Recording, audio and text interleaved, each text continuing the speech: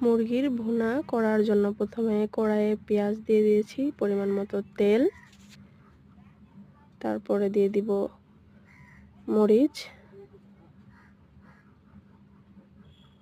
ভাজে নেব ভালো করে। তারপরে দিয়ে দিব এলাচ, কালো এলাচ, সাদা এলাচ এবং দারচিনি, জিরা, ব্রাউন কালার করে ভেজে নেব। কিছুক্ষণ ভাজার পরে পরিমাণ মতো পানি দিয়ে নিব। পানিটা দেওয়া হচ্ছে এই কারণে যেন মশলাটা ঘন হয়।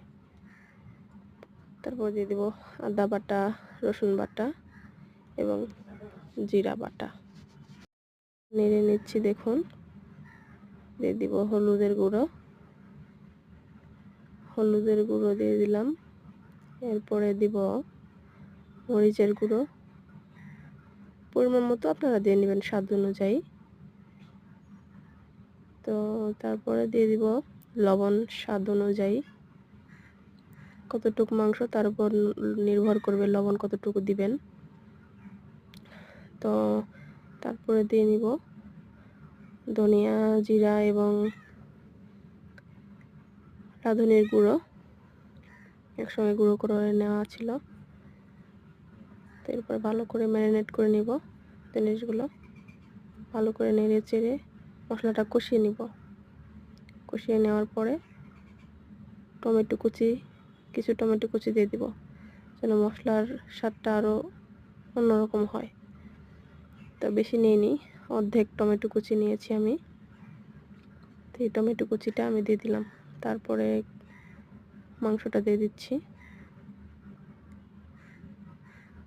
মাংসটা দেওয়া হয়ে গেলে সুন্দর করে আমাদেরকে কষিয়ে নিতে হবে মাংসটাকে।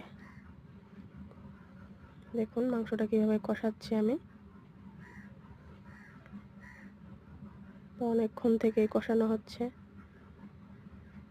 তো বেশি স্বাদ করার জন্য রসুন দিয়ে দিব। তারপর কিছুক্ষণ ঢেকে রান্না করে নেব।